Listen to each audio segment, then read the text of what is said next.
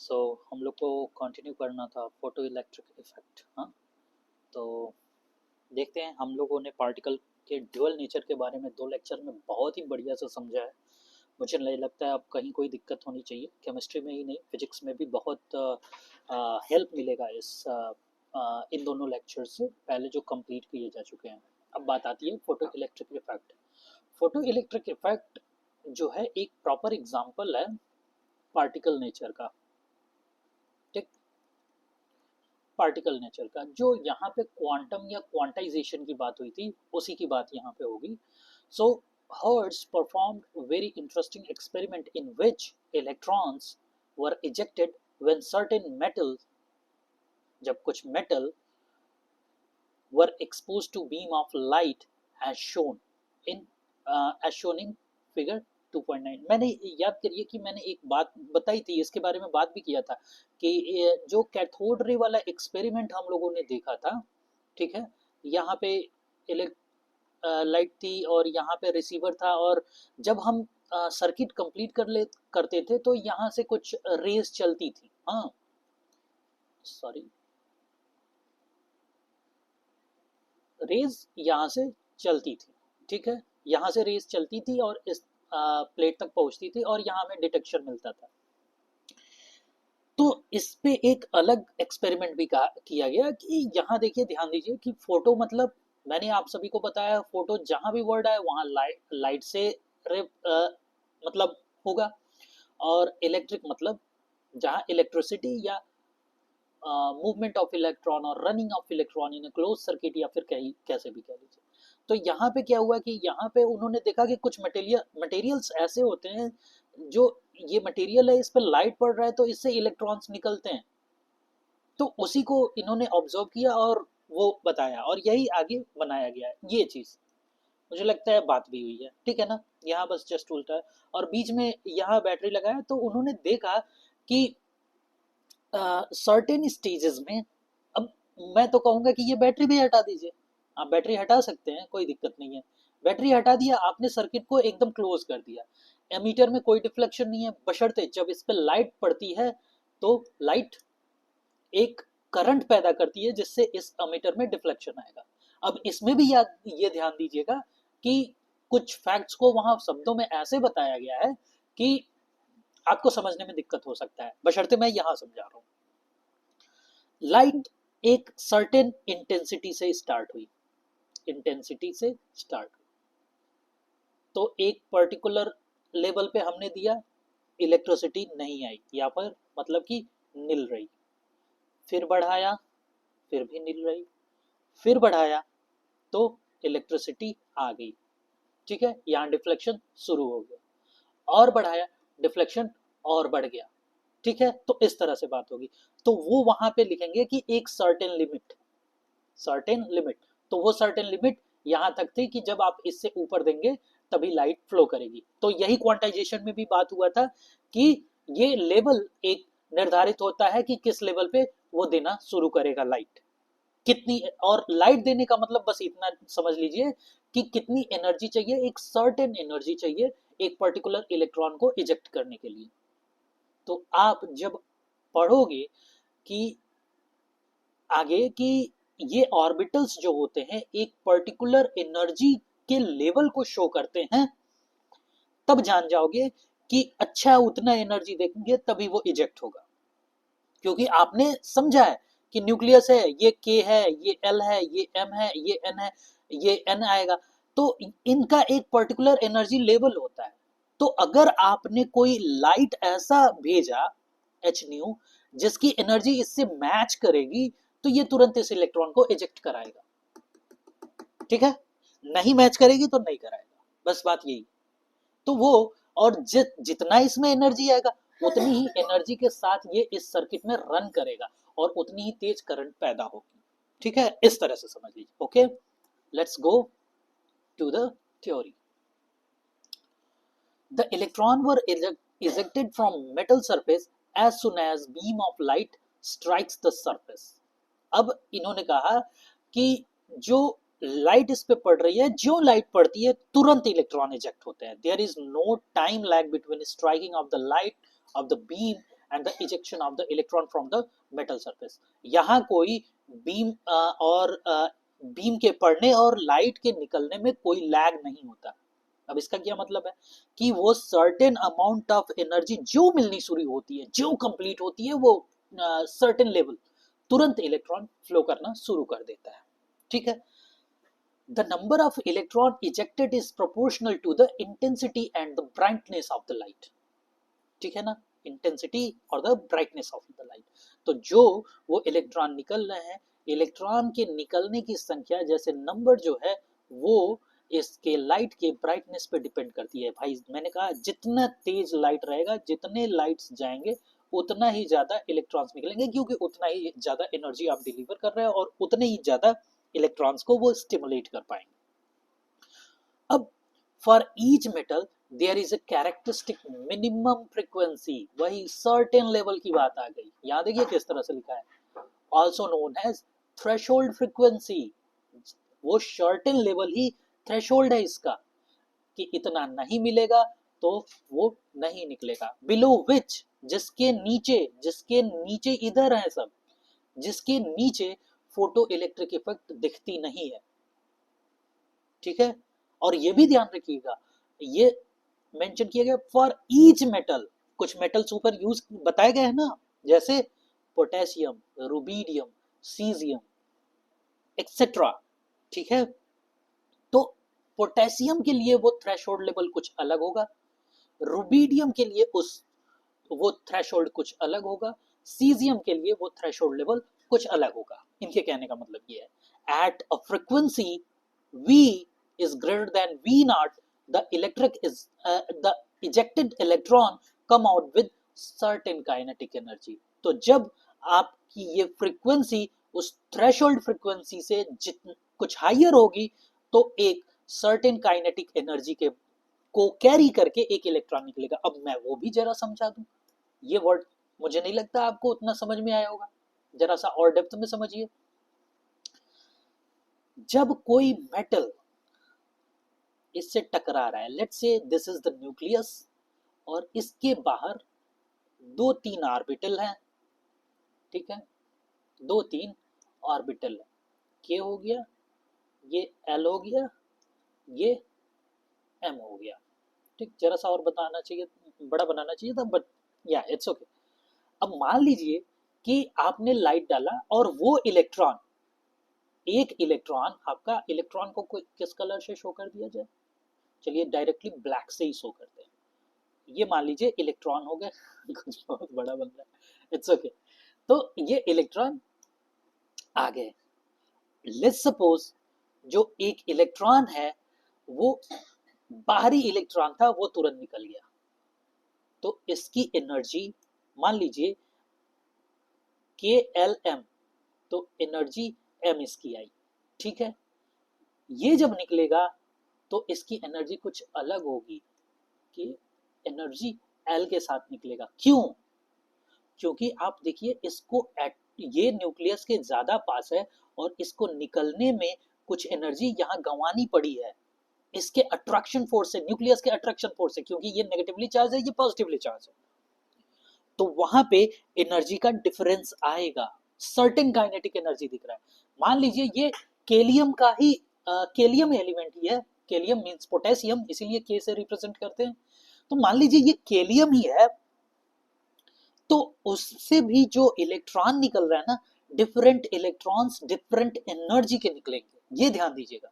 ये नहीं कि आपने थ्रेशोल्ड बोल दिया तो वो पोटेशियम के लिए थ्रेशोल्ड इतना है, तो उसके बाद जितनी एनर्जी बची वो सारी निकल के ही आएगी, नहीं, क्योंकि अलग अलग लेवल पे अलग अलग इलेक्ट्रॉन्स हैं, तो उन पर्टिकुलर एनर्जी से वो इलेक्ट्रॉन पर्टिकुलर एनर्जी से माइनस होगा वो एनर्जी जो उसे निकलने में गंवानी पड़ी है।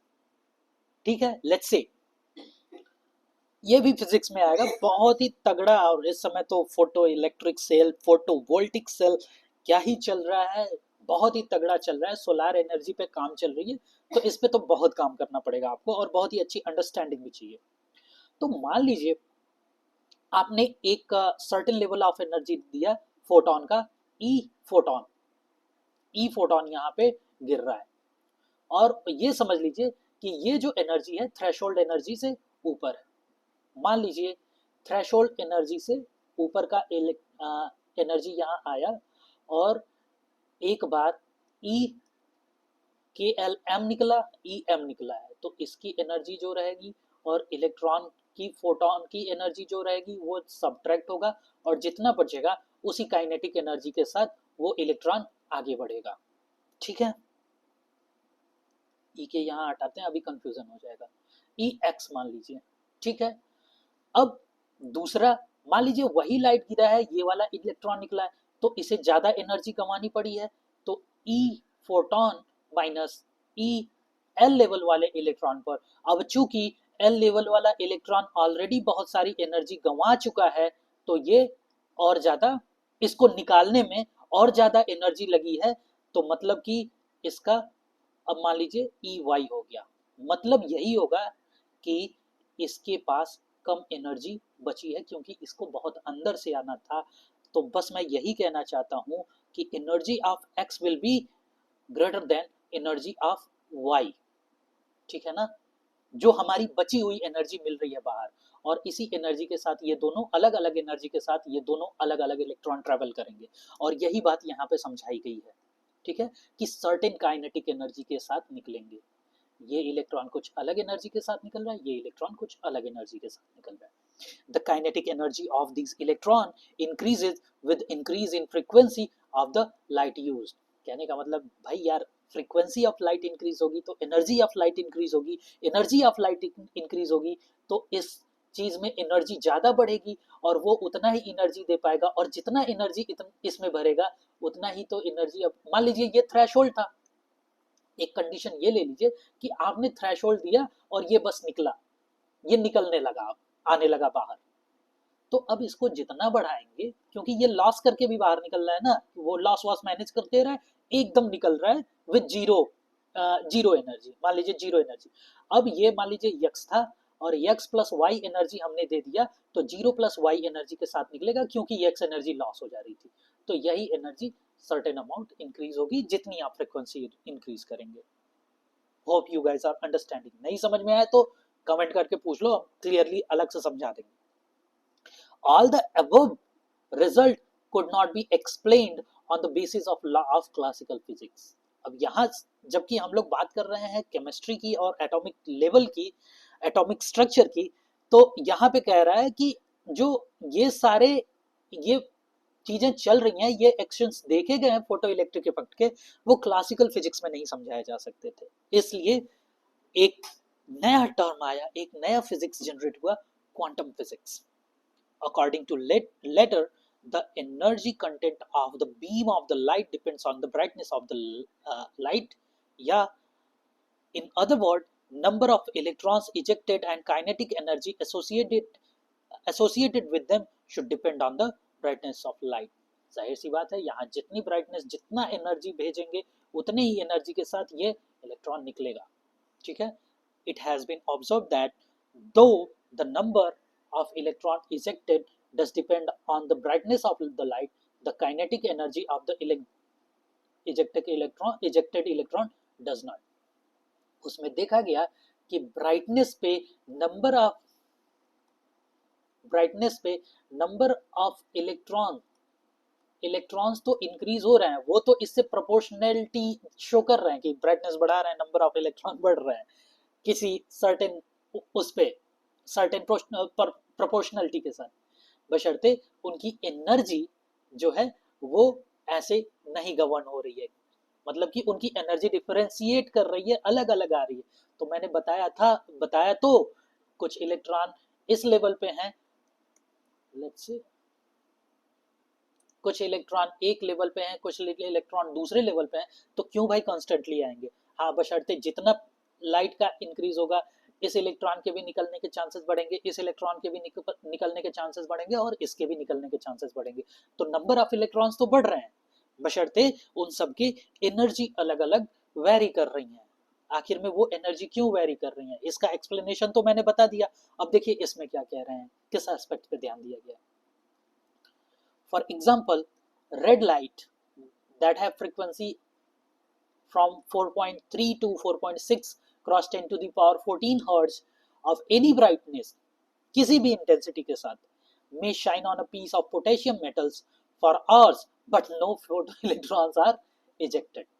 अब रेड लाइट का किसी भी पर्टिकुलर उसके साथ दिया गया, क्योंकि वो वेरी इतने ही फ्रिक्वेंसी के साथ करेगा ना, इससे ज्यादा बढ़ाने के लिए तो किसी और लेवल पे जाना पड़ेगा ना, किसी और कलर पे जाना पड़ेगा ना, इसीलिए वहां से नहीं निकल रहा है, क्योंकि उन सब की एनर्जी यहाँ पे हम लोगों ने देखा है कि ये एनर्जी से इतनी एनर्जी पे नहीं निकल रहा है, तो हो सकता है इससे आगे बढ़नी पड़ेगी ना, या फिर इससे इधर घूमना पड़ेगा ना, तो वो सारी चीज वो बात हो रही है कि देखा जाता है कि ये रेड लाइट उन इलेक्ट्रॉन्स को एनर्जी ही नहीं दे पा रहा है एक्चुअली। अब समझिए उस लेवल पे ये जो पोटेशियम में इस लेवल पे इलेक्ट्रॉन है, सबसे बाहरी इलेक्ट्रॉन को भी एनर्जी नहीं दे पा रहा है कि वो इस न्यूक्लियस को छोड़ के निकल पाए।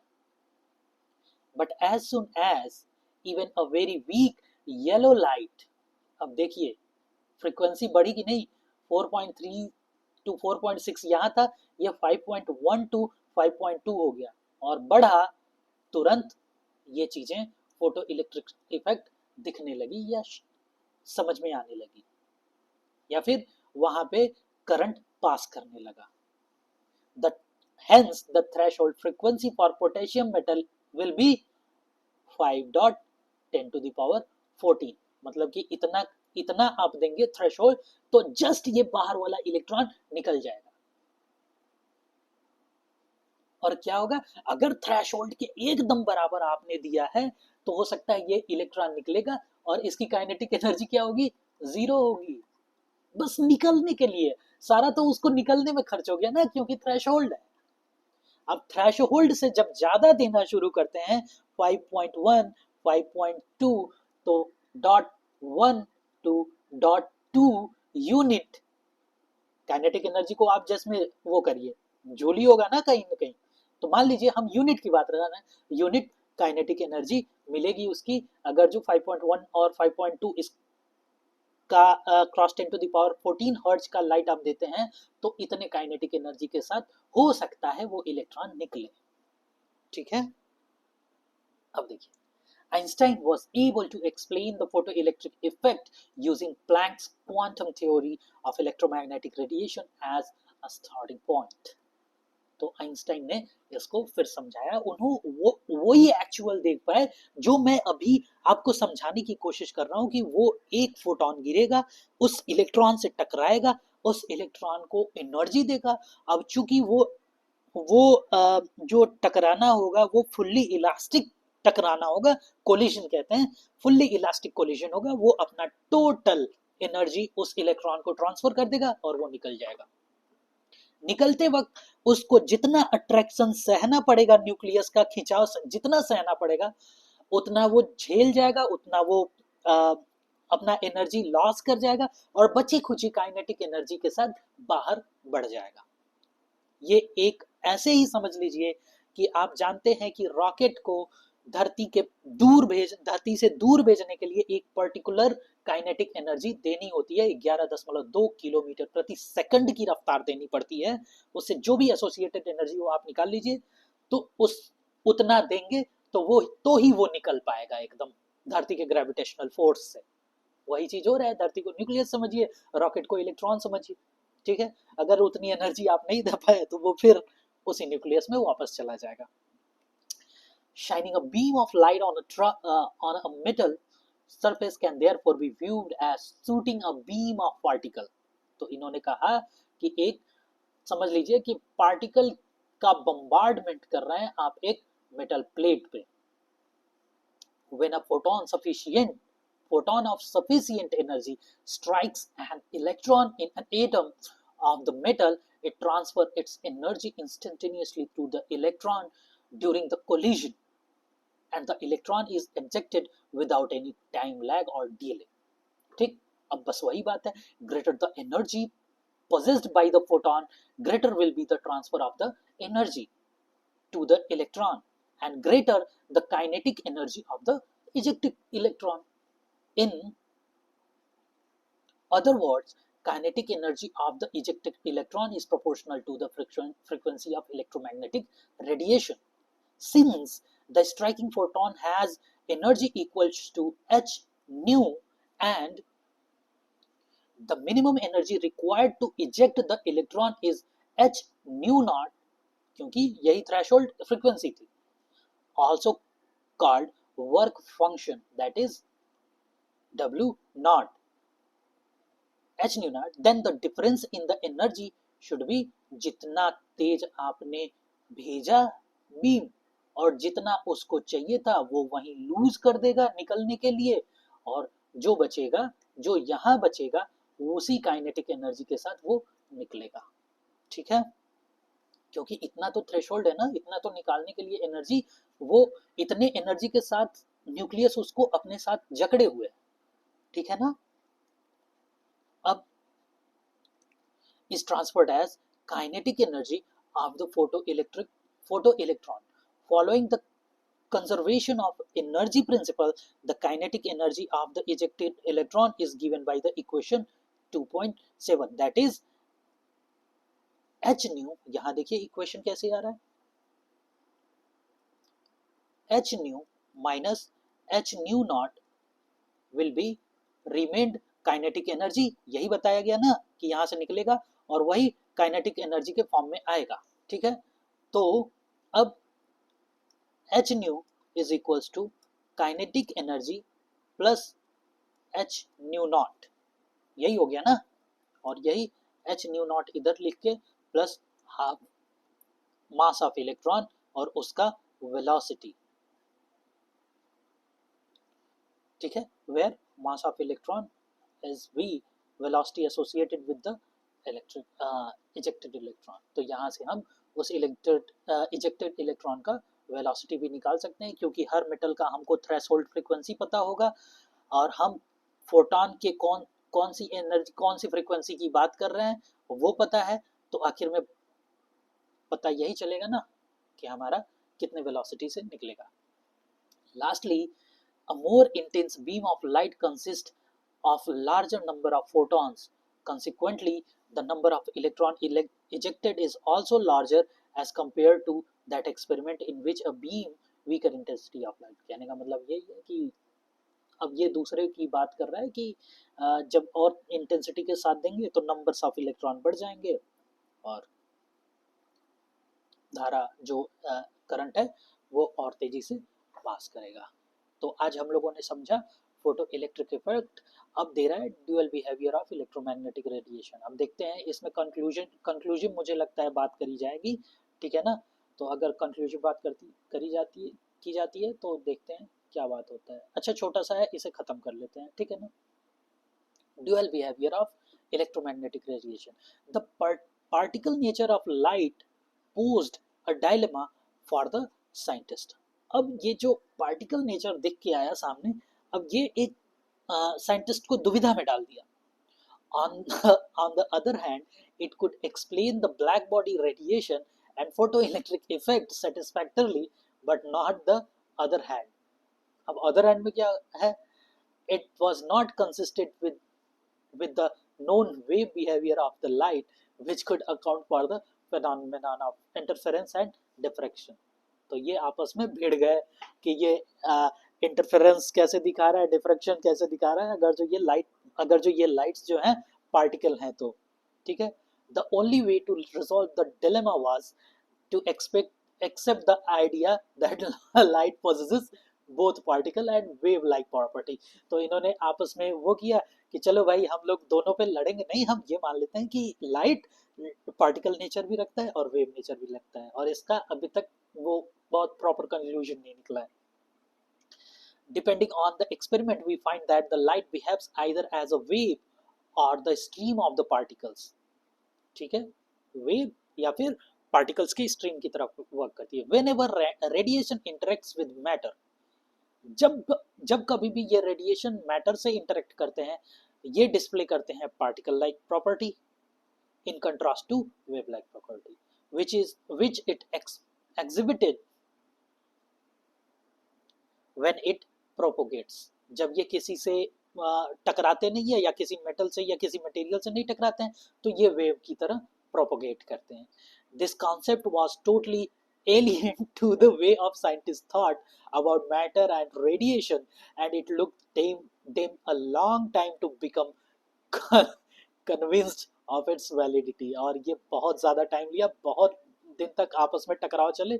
And it turns out, as you shall see later, that some microscopic particle like electron also exhibit this wave particle duality. और आप जब बड़ी क्लासेस में जाएंगे या फिर बाद में देखेंगे कि ये माइक्रोस्कोपिक पार्टिकल्स जो होते हैं ये दोनों तरह के बिहेवियर्स शो करते हैं. ठीक है, तो ये छोटे से दो चार प्रॉब्लम है, जल्दी से ये भी देख लेते हैं, नहीं तो इसके लिए एक छोटा सा लेक्चर अलग से बनाना पड़ेगा. सो calculate the energy of 1 mole of photon of radiation whose frequency if is this. अब कहने का मतलब एनर्जी पता करना है, तो एनर्जी का हमने देखा था E is equals to h new.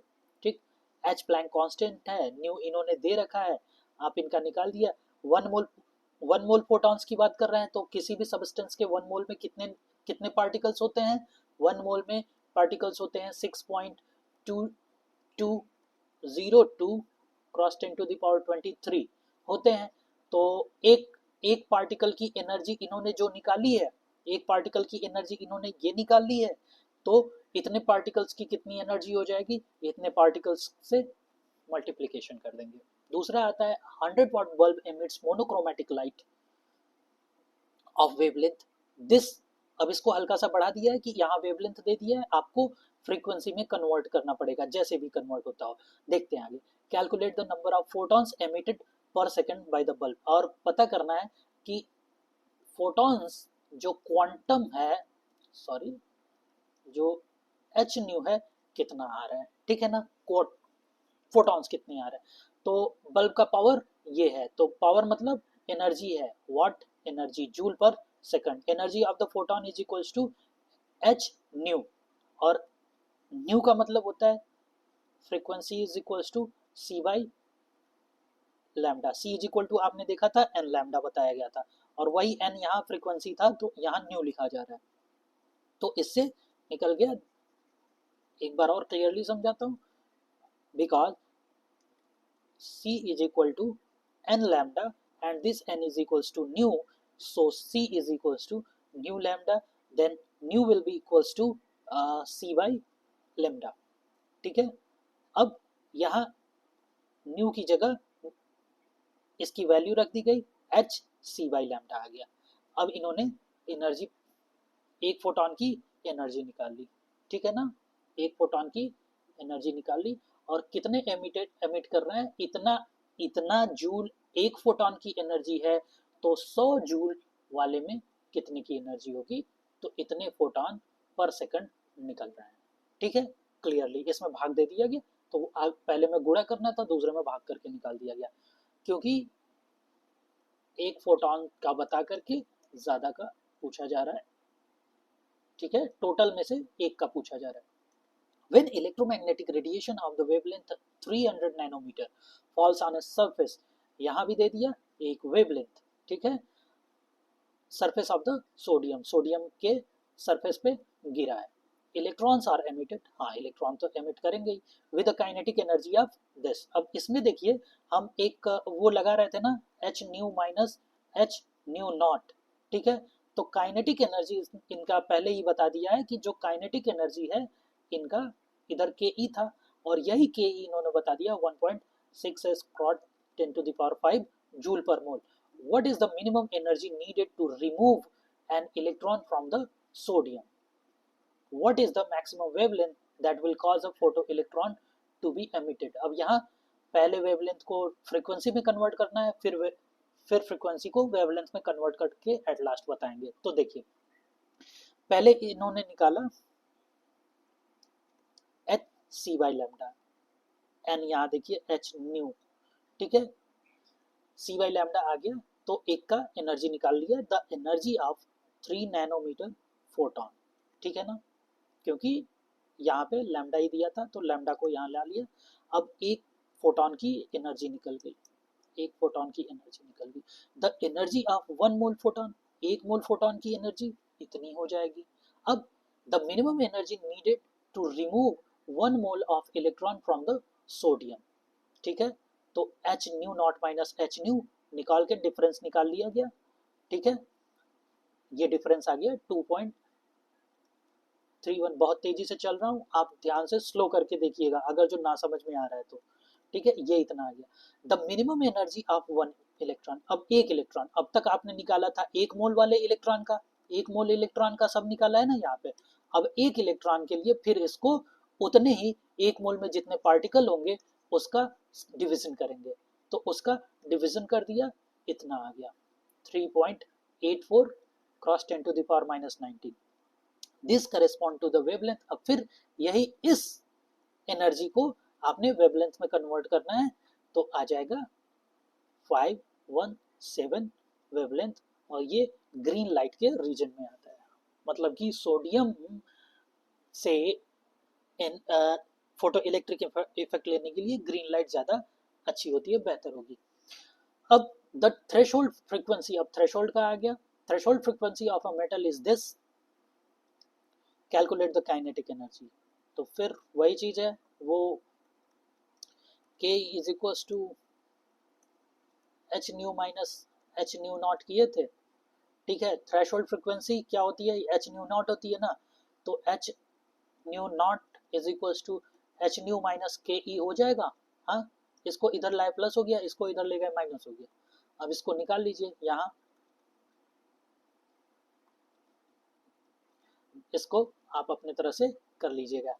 ठीक है, according to Einstein this will be equals to this. ठीक है, kinetic energy H nu minus H nu nought, अब उसी को कैलकुलेट कर लेना है। बस खत्म हो गया ये भी सेक्शन पूरे अच्छे से। कहीं भी दिक्कत हो तो आप कमेंट्स कर सकते हैं, एक्स्ट्रा लेक्चर चाहिए एक्स्ट्रा लेक्चर बना दूंगा। सो आज के लिए बस इतना ही। Thank you very much.